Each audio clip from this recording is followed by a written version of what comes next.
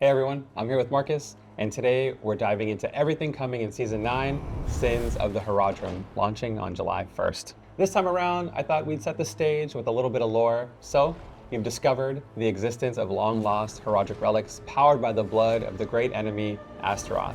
To keep Sanctuary secure, these dangerous relics were sealed away by Donan within Horadric strong rooms throughout Sanctuary's nightmare dungeons.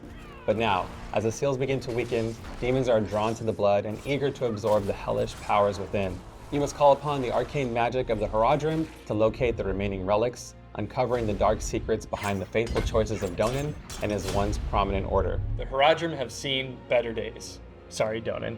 But they didn't leave us empty-handed. The game is getting some permanent additions, including new Nightmare Dungeon affixes, Horadric strong rooms, which are intense, timed micro-dungeons, and Escalating Nightmares, a challenge that puts you through 3 consecutive Nightmare Dungeons, each one tougher than the last.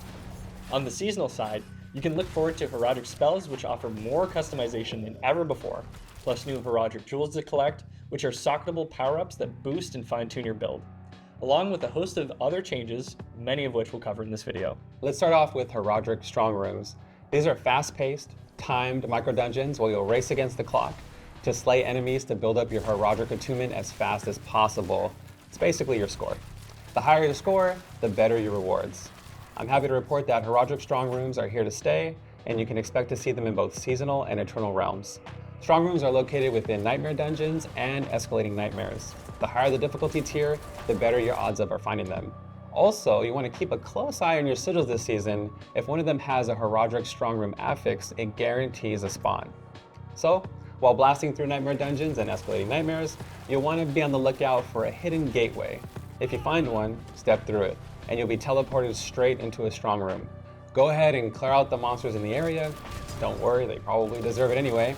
And you'll be presented with a choice of Horadric pillars to select. These options influence the run a bit, so choose wisely. The number of available pillars scales with the difficulty. From there, it's go time.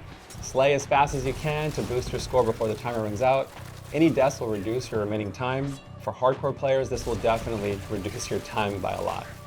When the timer runs out, you'll need to defeat the boss to earn the loot cache that scales with both your score and the current torment level. Inside, you'll find legendaries, obdicite, crafting materials, Horadric files. Horadric files are the seasonal currency used to power up and craft your seasonal items and spells. But most importantly, upon completion, you'll get a chance for an escalation sigil, which Marcus will cover. But I did want to mention, if you go back and complete the original dungeon where you first found the strong room, you'll get a nice buff for doing so. Kinda neat. Escalating Nightmares is an activity that challenges you to complete a series of 3 consecutive dungeons. On Torment difficulties, the monsters become stronger as you progress throughout. In addition, 2 additional affixes are added to each consecutive dungeon, so by the 3rd dungeon, things may be getting a little bit dicey. Escalation sigils drop from Horadric strong rooms on Torment difficulties and on the seasonal reputation track. We hope this new endgame activity provides an alternative way to farm valuable resources like obdicite, boss materials, and even gives you the chance to take on a different boss. Also exclusive to Torment difficulties is that if you finish all 3 dungeons, you will stand face to face with Exalted Astaroth. This boss fight features a unique duo mechanic that we'll leave for you to discover. But hey, if you manage to take him down, you'll be rewarded handsomely with multiple greater affix items, abstruse sigils, crafting materials, and of course, the glory that comes with conquering a true nightmare. His blood's gonna make some sick loot this season. Yep, we're not sorry, Puppy Dad, but we are sorry, Amalgamount. We never meant to hurt you. This is also a great time to talk about the new affixes you can find in Escalating Nightmares and Nightmare Dungeons. These add extra variety and rewards to your runs.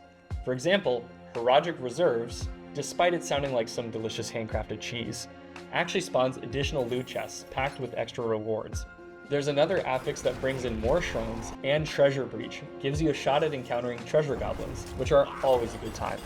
But my personal favorite has to be Forgotten Wisdom, which gives enemies a chance to drop experience orbs on kill. You can level very fast with this affix, so keep an eye out for them. Alright, let's dive into Horadric spells. A customization system that lets you control how a seasonal power is triggered, how the spell targets enemies, what elemental damage it deals, and what additional modifiers are layered on top of that. To get started, open up your inventory and navigate to the seasonal tab. You'll probably notice right away that it mirrors your skill bar. Begin by selecting one of the 5 base powers called catalysts. Let's go with Celestial Surge. Next, choose an infusion. which completely changes the elemental type of your spell. I'm gonna go with fire because fire. And finally, you'll add on some Arcana mods to tweak the spell even further. You can use up to 3 different Arcana for your spell, but let's throw on Potent Ally for this one, as it helps me in the pit by breaking down those annoying barriers monsters can have. And just like that, you've crafted a Horadric spell. Now that you get the basics, let's go over the different catalyst options. Aside from Celestial Surge, you've got Disintegrate, which forms an arcane tether between you and your target to deal constant damage. Then there's Astral Pillar, which summons a column of energy that taunts enemies and dishes out some nice AoE damage. The Propulsion Catalyst blasts enemies with mana, knocks them back, and finally, Anomaly spawns up to 5 floating pets that deal damage. My favorite part is that you can actually command them to explode on the target for a nice big boom. Infusions, as Ruben mentioned, alter the elemental type of your Horadric spell. There are 5 types: fire, shadow, cold, poison, and lightning. Each offer unique bonuses depending on the infusion you choose.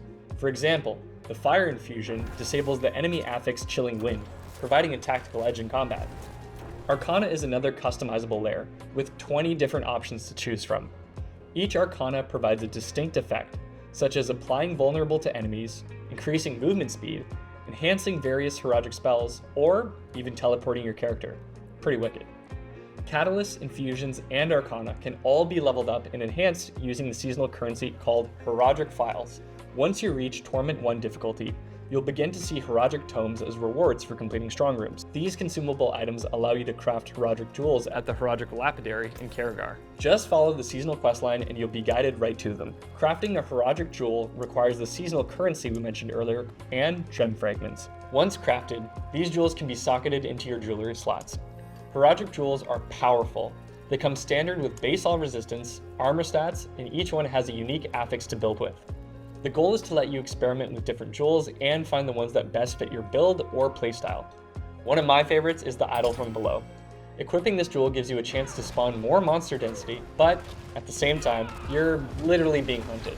Definitely my kind of mechanic. These jewels can also provide bonuses to Arcana, movement speed, critical chance, catalyst enhancements, and even increase the size of your minions, a favorite among many. In total, there are 15 different Horadric jewels to craft and experiment with, offering a wide range of variety. Running Horadric strong rooms and progressing through the seasonal reputation board are excellent ways to gather all the Horadric files and Arcana you'll need. But if you find yourself short on seasonal currency, be sure to check your inventory, as you might have an elixir of files on hand. This handy consumable boosts your seasonal currency gains while defeating enemies in nightmare dungeons and escalating nightmares. In addition to these systems, there are several other quality of life improvements, like ashes for example, which have been rebalanced in terms of when and where they are earned during the seasonal journey. Masterworking costs have also been reduced across the board, and a brand new unique item is being added to the loophole per class. One particularly welcome change is you can now activate a Nightmare Dungeon sigil while already inside another dungeon. No need to leave first anymore. It's a small tweak, but a game changer for those smoother dungeon runs. Oh, and for console players, full mouse and keyboard support will be available when this all launches on July 1st. Well, that's the rundown. If you'd like to dive deeper, check out the official Diablo IV blog for the full list of spells, jewels, new unique items, and a host of other updates coming to both seasonal and eternal realms. Thanks for the support and feedback across all of our channels. We appreciate you, and we'll see you in Sanctuary.